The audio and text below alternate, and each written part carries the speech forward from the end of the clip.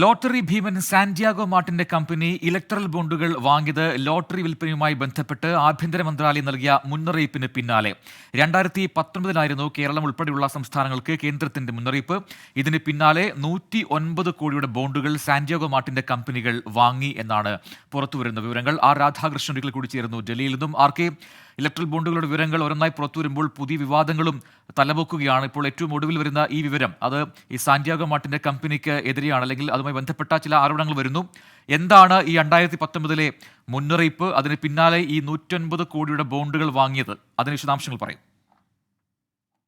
പ്രജിൻ, ഈ Santiago മാർട്ടിന്റെ company കൊടുത്ത ഒരു കേസ് അത് ഇപ്പോൾ സുപ്രീം കോടതിയിൽ നിലനിൽക്കുകയാണ്. അതിൽ ഈ കേരളം അടക്കമുള്ള സംസ്ഥാനങ്ങൾ എതിർകക്ഷികളാണ്. 8ഓളം സംസ്ഥാനങ്ങളാണ് എതിർകക്ഷികൾ. ഈ കേസ് വന്ന സാഹചര്യത്തില് ഈ കേസ് നൽകിയതിന് കേരളത്തിലെ പുതിയ ലോട്ടറി വുമായി ബന്ധപ്പെട്ടിട്ടുള്ള ലോട്ടറി നിയമം രൂപീകരിച്ചതുമായി ബന്ധപ്പെട്ടിട്ടുള്ള ഹർജിയാണ് സുപ്രീം കോടതിയിലുള്ളത്. അപ്പോ ഇത് സുപ്രീം കോടതിയിൽ അദ്ദേഹം അപ്പീൽ സമർപ്പിച്ച ഘട്ടത്തിൽ തന്നെ കേന്ദ്ര ആഭ്യന്തര മന്ത്രാലയം ഈ സംസ്ഥാനങ്ങൾക്ക് മാർട്ടിന്റെ കമ്പനി നൽകിയ ഈ കേസിനെ കുറിച്ചും അത് ഏതെങ്കിലും വിധത്തിൽ ഈ കമ്പനിക്ക് അനുകൂലമാകുന്ന വിധത്തിൽ നടപടികൾ ആ സംസ്ഥാനങ്ങളിൽ ഉണ്ടായാൽ ആ കേസിലുണ്ടാകുന്ന തിരിച്ചടി ഉൾപ്പെടെയുള്ള കാര്യങ്ങൾ ചൂണ്ടിക്കാട്ടി ഏതാണ്ട് 3ഓളം കത്തുകൾ പല ഘട്ടങ്ങളിലായിട്ട് അയച്ചിട്ടുണ്ട് എന്നാണ് നമുക്ക് അറിയാനായിട്ട് സാധിച്ചിരിക്കുന്നത്. എന്നാൽ മാർട്ടിന്റെ കമ്പനി ആ ഘട്ടത്തിൽ ചെയ്ത ഏറ്റവും തന്ത്രപരമായിട്ടുള്ള ആ ഘട്ടത്തിൽ ചെയ്തിട്ടുള്ള ഏറ്റവും തന്ത്രപരമായിട്ടുള്ള കാര്യം അവരുടെ നിക്ഷേപത്തുക, ഈ കമ്പനിയുടെ അടിസ്ഥാന നിക്ഷേപത്തുകയേക്കാൾ കൂടുതൽ തുക മുടക്കി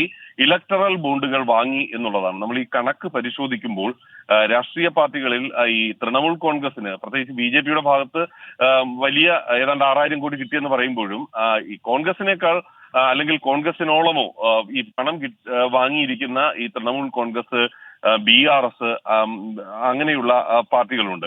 ഈ പാർട്ടികൾ അടക്കമുള്ളവർക്ക് ഇതിന്റെ ഗുണബലം ലഭിച്ചു എന്നാണ് നമുക്ക് മനസ്സിലാക്കാൻ സാധിക്കുന്നത്. അതായത് ഈ വിഷയത്തിൽ മാർട്ടിന്റെ കമ്പനിക്ക് അനുകൂലമാകുന്ന സാഹചര്യം ഒരുക്കാനാണ് അവർ ഈ ബോണ്ടുകൾ വാങ്ങിയതെന്ന് നമുക്ക് എന്തായാലും ആ ആരോപണത്തിൽ കൂടുതൽ വ്യക്തത ഒരുപക്ഷെ ഈ സീരിയൽ നമ്പർ അടക്കമുള്ള വിവരങ്ങൾ SBI കൈമാറുമ്പോൾ ലഭിക്കും എന്നാണ് പ്രതീക്ഷ. ആർ രാധാകൃഷ്ണനാണ് വിശദാംശങ്ങൾ നൽകിയത്.